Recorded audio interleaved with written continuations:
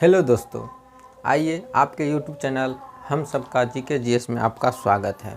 आइए आज हम आप लोग को बताते हैं राष्ट्रपति यानी प्रेसिडेंट के बारे में, उनके अनुच्छेद और उनके कार्यकाल, उनके क्या क्या कैटेगरी और उनके क्या क्या क्वेश्चन पूछे जाते हैं। आइए हम लोग आज डिस्कशन करते हैं इन सभी के बारे में। जैसा कि आप लोग जानते हैं राष्ट्रपति की अगर बात करें चुनाव की, तो राष्ट्रपति से चुनाव लड़ने का जो उम्र है वो कितना है? 35 साल। कितना न्यूनतम उम्र? 35 साल और अधिकतम उम्र की सीमा नहीं है। अगर हम बात करें कौन राष्ट्रपति का चुनाव लड़ सकता है जिसकी उम्र 35 साल हो, यानी लोकसभा का चुनाव या राज्यसभा का चुनाव जो लड़ सकता हो। दूसरा, जो कि भारत का नागरिक होना चाहिए। क्या होना चाहिए? भारत का नागरिक होना चाहिए, ना ही उसके ऊपर कोई ऐसा प्रावधान होना चाहिए। और सबसे बड़ी बात यह है, उसको चुनाव लड़ने के लिए 50 गो अनुमोदन और 50 गो प्रस्ताव की जरूरी पड़ती है। मतलब क्या? अनुमोदन और प्रस्ताव मतलब क्या होता है? निर्वाचन के, अगर निर्वाचन की प्रक्रिया बताएं तो क्या होता है? वो प्रत्यक्ष निर्वाचन। दूसरी बात क्या बताएं? 50 गो उसका जो होता है अनुमोदन और 50 गो प्रस्तावना का होना जरूरी है। क्या होना जरूरी है?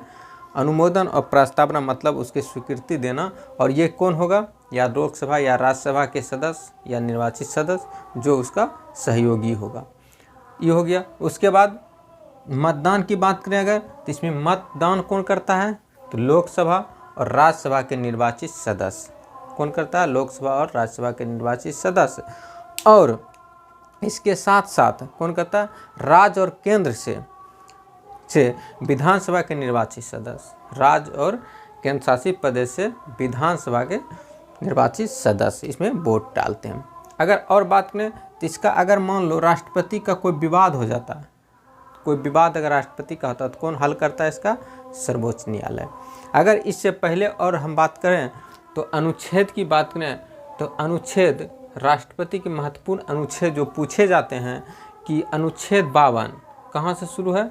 52 से 61 तक। और अगर बात करें ऐसे तो 52 से 73 तक, यानी 52 से 61 तक, 62 तक जो है लगातार है। जैसे कि 52 में कहा गया भारत का एक राष्ट्रपति होना चाहिए। भारत में क्या होना चाहिए? एक राष्ट्रपति का पद होना चाहिए, मतलब राष्ट्रपति होना चाहिए। दूसरा 53 में कहा गया राष्ट्रपति को संघ और कार्यपालिका की शक्ति होना चाहिए। क्या होना चाहिए? होगा संघ और जो राष्ट्रपति होगा उसके संघ और कार्यपालिका की शक्ति किसमें कहा गया? अनुच्छेद 53 में। अनुच्छेद 54 की बात करें तो अनुच्छेद 54 में कहा गया राष्ट्रपति का निर्वाचन मंडल, मतलब राष्ट्रपति का क्या होना चाहिए? निर्वाचन मंडल होगा।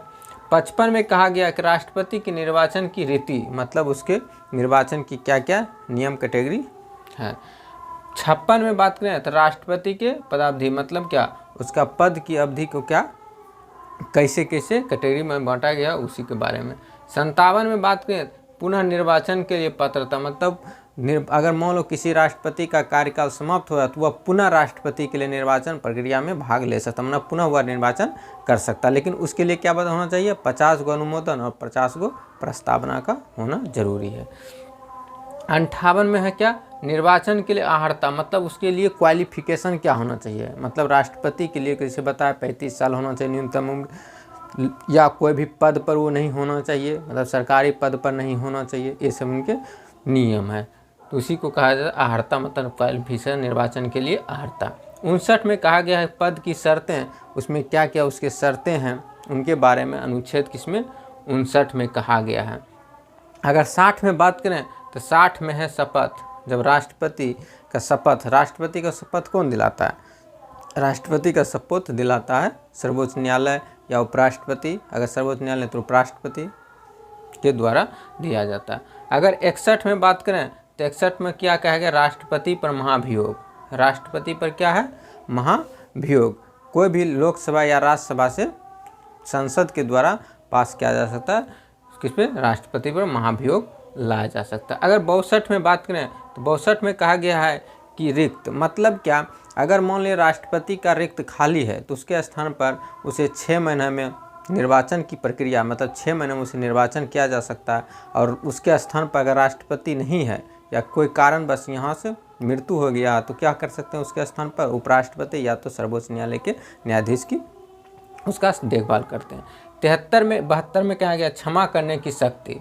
राष्ट्रपति को एक विशेषाधिकार है, वह किसी भी व्यक्ति को क्षमा दान दे सकता है।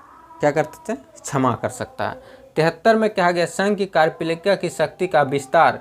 मतलब इसमें जो 53 में जो कहा गया कि संघ की कार्यपालिका की शक्ति जो होगा उसी के 73 में कहा गया कि शक्ति का विस्तार किया जाएगा। मतलब क्या? राष्ट्रपति का जो शक्ति है उसको विस्तृत रूप में जाए। और अगर हम बात करें कुछ तो विवादों के बता दिए। राष्ट्रपति के अगर मान लो किसी निर्वाचन या चुनाव में विवाद हो जाता है उसका कौन करेगा? सर्वोच्च न्यायालय उसकी देख रेख करेगा। 111 में कहा गया है कि दोनों सदनों द्वारा पारित किसी विधेयक पर अपनी स्वीकृति को रोक सकता है। मतलब क्या? द्वारा पारित किसी भी विधेयक पर अपनी स्वीकृति को रोक कर अपने पास में रख सकता है। अगर 143 की बात करें तो 143 उच्चतम विभाग से परामर्श ले सकता है। मतलब उच्च न्यायालय के मुख्य न्यायाधीश से या किसी से भी क्या करता है? परामर्श ले सकता है। लेकिन ऐसा नहीं है कि वो परामर्श अगर कुछ दे रहा है तो उसको हम मानना ही पड़े, ऐसा कुछ नहीं है। तो ये सब हो गया राष्ट्रपति से अनुच्छेद राष्ट्रपति के बारे में। दूसरी बात अगर बात करें हम तो इसमें विवाद, मतदान, निर्वाचन, आयु कितना होना चाहिए? 35 साल। अनुच्छेद की अगर बात करें हम तो अनुच्छेद में कौन कौन? 52, 53, 54, 55, 56, 57, 58, 59, 60, 61, 62 और 72 और 73। इसमें से 52 बताए क्या? राष्ट्रपति होगा। 53 में संघ की कार्यपालिका की शक्ति। 54 में राष्ट्रपति का निर्वाचन मंडल। 55 में राष्ट्रपति निर्वाचन की रीति। 56 में पदावधि। 57 में पुनः निर्वाचन। 58 निर्वाचन के लिए अर्हता। 59 में पद की शर्तें। 60 में शपथ। 61 में राष्ट्रपति पर महाभियोग और 62 में रिक्त पद मतलब खाली पद और 72 में क्या है? क्षमादान करने की शक्ति और 73 में संघ पालिका की विस्तार। अगर आप लोगों को यह वीडियो अच्छा लगे लाइक एंड सब्सक्राइब और शेयर जरूर करिएगा। धन्यवाद।